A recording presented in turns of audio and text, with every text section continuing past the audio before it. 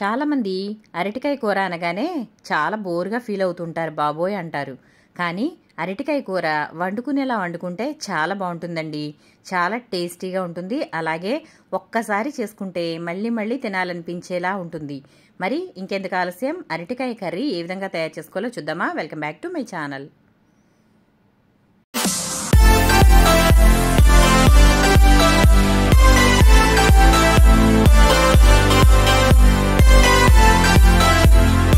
ముందుగా నేనైతే స్టవ్ వెలిగించుకుని బాండి పెట్టేసుకున్నానండి. బాండి పెట్టుకున్న తర్వాత ఇది కొంచెం వేడవ్వగానే ఆయిల్ అయితే వేసేసుకుంటున్నాను. దీంట్లో కొంచెం ఆయిల్ ఎక్కువగానే పడుతుందండి. కర్రీ మనకి టేస్టీగా ఉండాలంటే ఆయిల్ కంపల్సరిగా వేసుకోవాలి. ఈ ఆయిల్ని కొంచెం వేడవనిద్దాము. ఇది వేడైన తర్వాత పోపు గింజలు అయితే వేసేసుకుందాము. నేను ఇక్కడ పచ్చిశనగపప్పు, మినపప్పు, ఆవాలు అయితే వేసేసుకున్నాను. ఈ ఆవాలు కొంచెం చిటపటమనగానే అంటే మనకి పోపు వేగగానే ఉల్లిపాయ ముక్కలు అయితే వేసేసుకుందాము. నేనైతే 2 ఉల్లిపాయలు తీసుకున్నాను. అలాగే ఒక 2 పచ్చిమిర్చిని ఈ విధంగా చిన్న చిన్న ముక్కలుగా కట్ చేసుకున్నాను. ఈ 2 కూడా వేసేసుకుని ఈ విధంగా ఒకసారి అయితే బాగా కలిపేసుకోవాలండి. కొన్ని కూరగాయలు ఫ్రైల కన్నా కర్రీ చేసుకుంటేనే బాగుంటుంది. పులుసుగా అలాగే ఇగురుగా వండుకుంటే చాలా బాగుంటుంది. చాలామంది కూరలు ఇష్టపడరు, ఫ్రైలు మాత్రమే ఇష్టపడుతూ ఉంటారండి. కానీ ఫ్రైలు అంత ఎక్కువగా తినకూడదండి. ఫ్రైలలో ఆయిల్ కంటెంట్ ఎక్కువగా ఉంటుంది కాబట్టి మనకి అది గుండెకి అంత మంచిది కాదు. కాబట్టి ఈ విధంగా పులుసు కూరలు అనేవి ట్రై చేయండి. ఇగురుగా కానీ పులుసుగా కానీ ట్రై చేయండి, చాలా బాగుంటాయి. అందులో కూడా ఆయిల్ మనకి తక్కువగా ఉంటుంది కాబట్టి చాలా బాగుంటాయి. అలాగే ఆరోగ్యానికి కూడా మంచిది.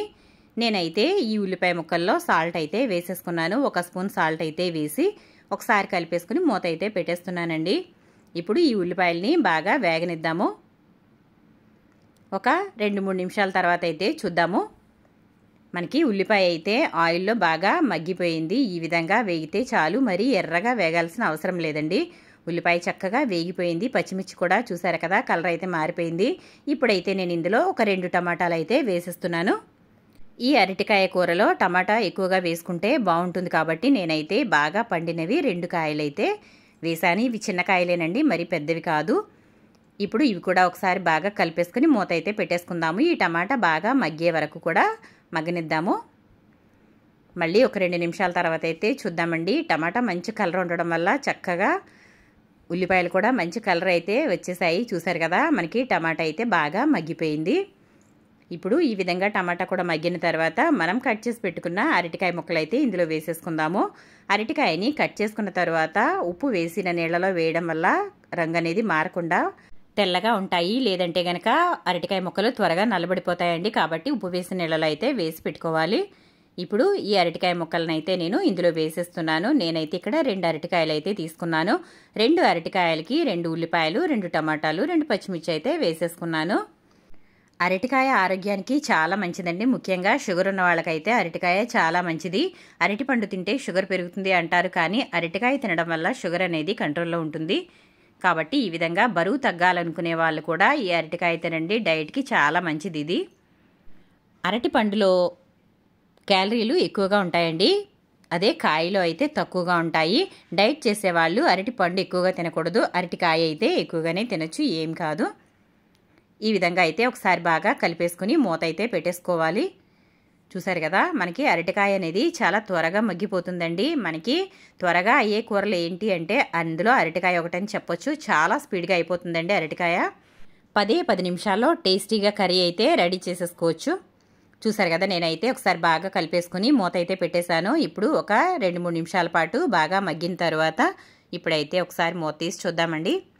చూసారా, మనకి అరటికాయ అయితే కలర్ మారిపోయింది, అంటే మనకి అరటికాయ మగ్గిపోయింది.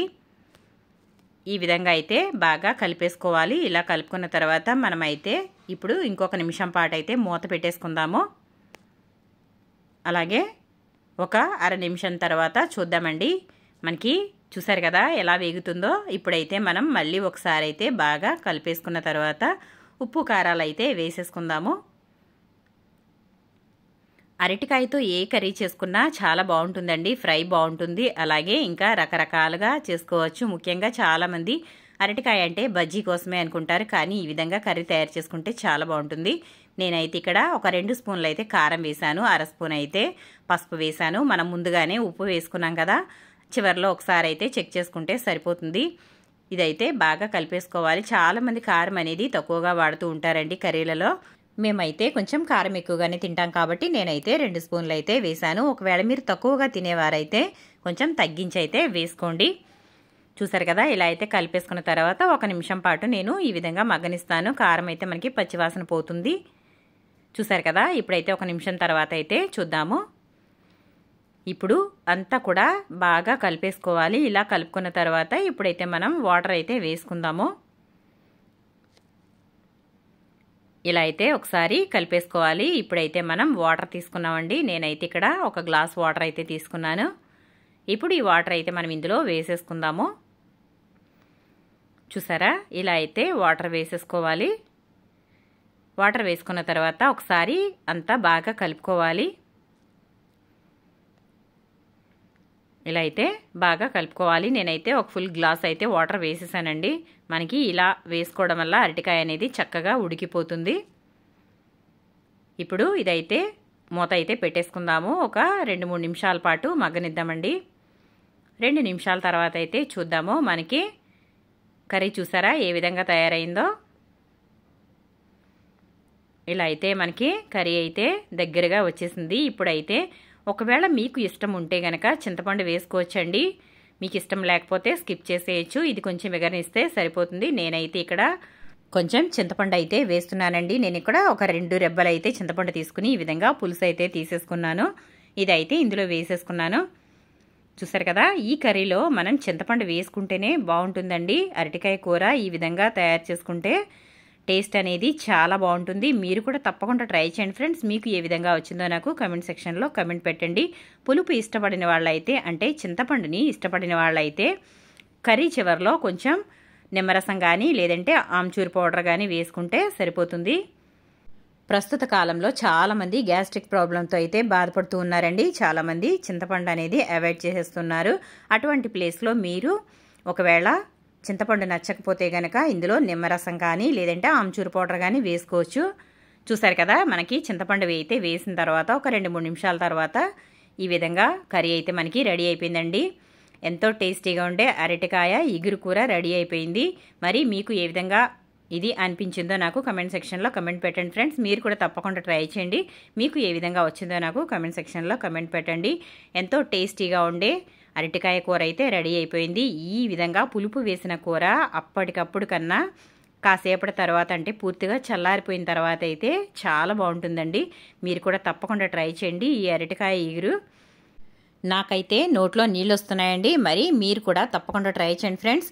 మన ఛానల్ ఎవరైనా ఫస్ట్ టైం చూస్తున్నట్లయితే తప్పకుండా సబ్స్క్రైబ్ చేసుకోండి. పక్కనే బెల్ అనేది యాక్టివేట్ చేసుకోండి. ఇలా యాక్టివేట్ చేసుకోవడం వల్ల మీకు నోటిఫికేషన్స్ అనేవి ముందుగా వస్తాయి. ఛానల్ నచ్చితే కనుక లైక్ చేయండి, షేర్ చేయండి, సబ్స్క్రైబ్ చేయండి.